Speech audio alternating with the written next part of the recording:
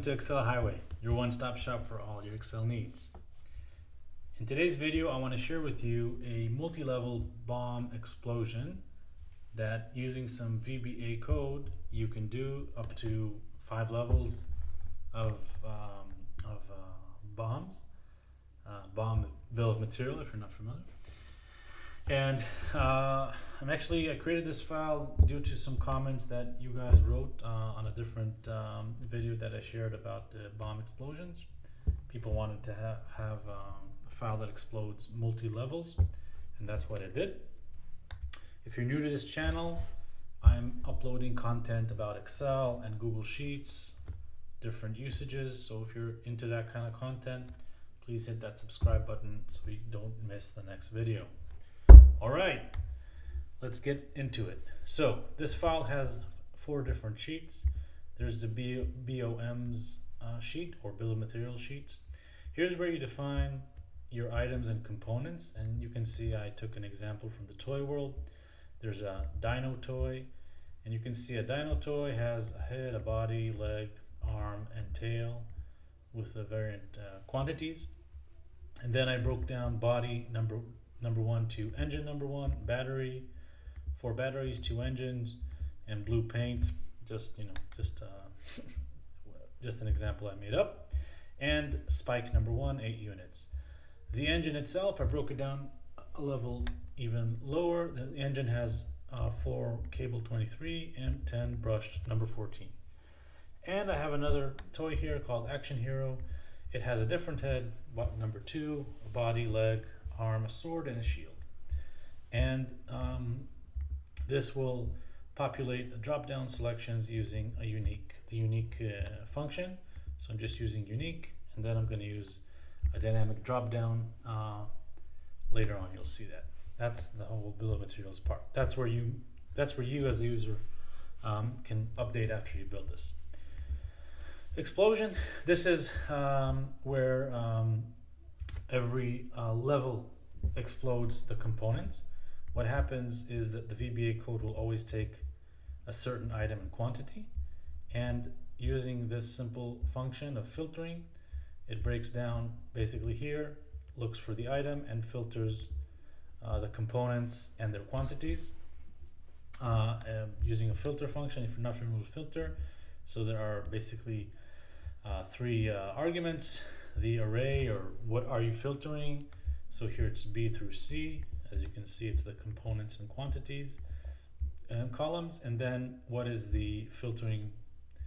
So I'm saying include only column A's that are equal to A2, meaning the engine. So it's only going to show me these, basically. This function will let me know if this component has another layer under it. So I'm asking if it should be exploded. I'm just simple count if, so I'm counting if this component appears over here, meaning it's explodable. If it is, I will explode it another level. If not, that's the end of the line. And this is the final quantity, which is the bomb quantity times the quantity of the upper unit. Here is where I will summarize everything. I'll get to that later. In the multi-sheet, this is where the explosion actually takes place. And the logic is, you start off with level 1, so you have the Dino toy and the quantity. And, oh, why is this? Straighten that out. It gives you basically, with the same functionality here, it gives you the components and bomb quantity. Now, that's the only one I kept as a formula because I'm always changing the first level, and I'll show you in a second. So I'll just show you, I'm always changing this. So this always updates level 1, but that's not enough, because now what I have to do, I have to explode every line. So what I do over here using the VBA code, I basically take the first component that has a yes, in this case body number 1. I take it over here, I paste it, and then I get that explosion. Then I take the explosion with the item and paste it over here. So you see, it gives me the body, which is the next item that explodes. It gives me the 4 components, the quantities, and the final quantity, which is the upper layer times the number over here. And I check again, do I need to explode anything else? So in this case, the engine needs to be exploded. So this happens again. So I built this up to 5 times. You see 5 layers. So essentially you could build a bomb that from the cable, you break it down to another unit, and from that unit to another unit. So you can go up to 5 levels, which is quite a lot, but actually you could do it 100 levels. It's up to you. So you can just, it's a simple change in the code, and that's it. So that's how all of this works, and I'll show you in the VBA code quickly. Now to summarize, because eventually I want to see how many units I need to produce or purchase of each item. So I'm using the VSTACK function, which is very nice. VSTACK basically takes columns and creates a big column. So you see I'm stacking basically each of these columns. All right, and I just used I limited it, where is it, to 50 rows. So I'm assuming there won't be more than 50 or 47 actually rows of components. So I'm stacking those, and then I have a filter. This is kind of ugly, but still, I'm executing a filter on that stack, because let me show you how it looks if I don't filter it.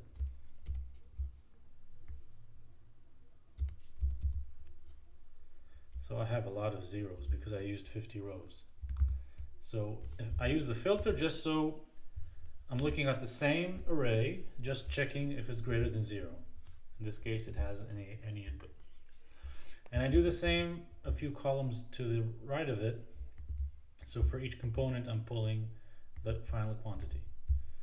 And that's how I get eventually, for each component, the quantity. But you can see that sometimes it could, essentially, the same component could appear more than once, because I could have a bill of material where part A is needed for part B, and then part C is needed for A and for B, and it could be complicated. So eventually in the main, again, I'm using unique, so I want to see one value, and just using a simple SUMIF over here, I'm pulling that information. So just to show you how it works, let's say I change to action hero and I want 5 units. I click here and it will explode. It will give me the units. And the more complicated one, for example, a Dino toy, I click on this. So it gives me that I need 100 brushes. Why 100 brushes? Because I need 10 brushes per engine. I have 2 engines per body and 1 body, so it's 1 times 2 times 10, so that's 20, and I have 5 units, so it's 100 units that I need. So that's how it works. That's how it explodes everything. Let's take a deep dive into the code itself, which is actually quite simple. There's not a lot of things to do here because I explained the logic. So here I'm declaring all the functions. I have 2 worksheets, which I'll go back and forth between them. Last rows that I use for the last row, the column index and the row index. Here I'm eliminating the screen updating, false and true, bringing it back just so the macro runs a bit quicker. So here I'm declaring the worksheets themselves, the explosion and multi. First of all, I am erasing everything here, so I don't have anything left over. So I'm taking everything here through. You can see I just took a pretty big range, which should cover. This could be done a little bit, let's say, more aesthetically, but I think it's just going to work. Then I have basically 2 for loops here. The first loop goes basically between the different levels. That's why you see that the step here is 7, because it's jumping from this component to this component to that component, because that's always going to be what I'm looking at. So that's the first loop over here. Starts here, ends here. Now I'm checking for the last row for that certain column. So I want to see how many lines I have to go through. So in this case, 5, right? I have to go line by line and check if I want to explode it. Then I will I basically go line by line using that loop. And I have a simple if, just so the code runs a bit quick. That's why I use this column to if it needs to be exploded or not. So only if it's a yes, column plus 2, because it's the same, it's 2 columns to the right of it. Only if it's a yes, then I will execute the code. What does the code do? It takes, you can see it takes column and column plus 3. So it takes this value and this value, the quantity and the component, and pastes it in A2 and B2 in the destination, which is here. So basically it replaces the item and quantity. Once that happens, all of these are updated automatically. And all we need to do is just copy this area to the next level. So once I do that, then I just, again, look for the last row in the destination. So I want to see, okay, how many rows do I have over here? So I always have the right range to copy. So I'm copying, you see, A2 through F. So this area to the last line, I'm copying that, and I'm pasting it dynamically, all right, again to the last row in the multi sheet. I'm pasting it to column plus 5, right, because I'm here, but I want to paste it over here, and I want to check. You saw that I checked the last row for plus 7, because I want to check over here. Because if I have, let me show you an example. If I have, I did a simple example, but if I want to also explode, let's say arm number 1, let's say finger and nail, I don't know. So 5 fingers, 5 nails, finger X, nail X, just so it's like a code. And should be arm 1. You see this updates automatically. Now when I'll explode it, you're also going to see the finger and the nail over here. And now you see why I needed to check the last row, because I'm pasting the next one on the bottom. So it's nice and organized. All right. And that's it. That's the end of the if. That's the end of the first loop. That's the end of the second loop. I'm canceling the copy mode, which is the ant lines over there, and bringing back the screen updating to true. So that's it. I hope you enjoyed the video. If you did, please post a like, hit that subscribe button, leave a comment. I will be sharing this file on my Patreon page, which you can access and find this file and many, many other files. So check that out. Have a good day. Take care now.